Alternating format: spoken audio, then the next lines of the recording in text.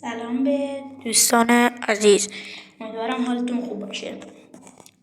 دوستان، بعضیاتون که میخوان وارد فری فایر بشن مشکل دارن و مثلا اینجوری مثل من شما نمیتونید وارد بازی بشید یا مپ خودتون رو تغییر بدید. من اینجام تا این راه هر رو بهتون آموزش بدم.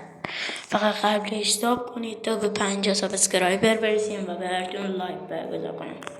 اول فری فایر بیرون میایم بعد خب این VPN نیاز دارید. اسمش رو داخل توضیحات ویدیو میذارم. وارد برنامه شید.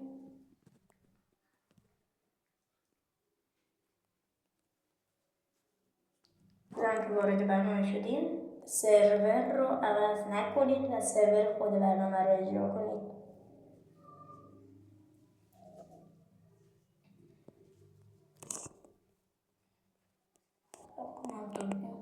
بشه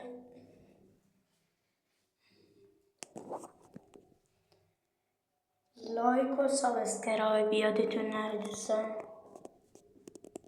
اینجا تبلیغ میاره براتون، تبلیغات رو رد میکنید و وارد فری فایر بشید. اینجا چون فری فایر دیر میاد ویدیو رو کار میکنم و دوباره بزنم.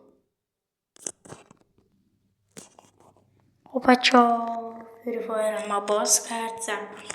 خب اینجا رو باید بدونی شما مپتون رو تغییر بدین که مثلا اینو انتخاب میکنم یا اینو یا هر مپی که خودتون بخواید میتونید انتخاب کنید. بزنید که رادیو بزنید شما رو میبره جای بازی. صبر کنید تا ببینید. اگر وسطای بازی پینگتون رفت بالا اشکالی نیست، خود برنامه وسطای بازیتون فیلترش رو قطع میکنه.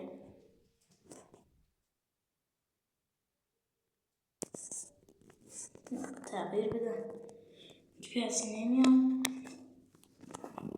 خب بفرمایید دوستان، این هم از ویدیو امروز. امیدوارم خوشتون اومده باشه.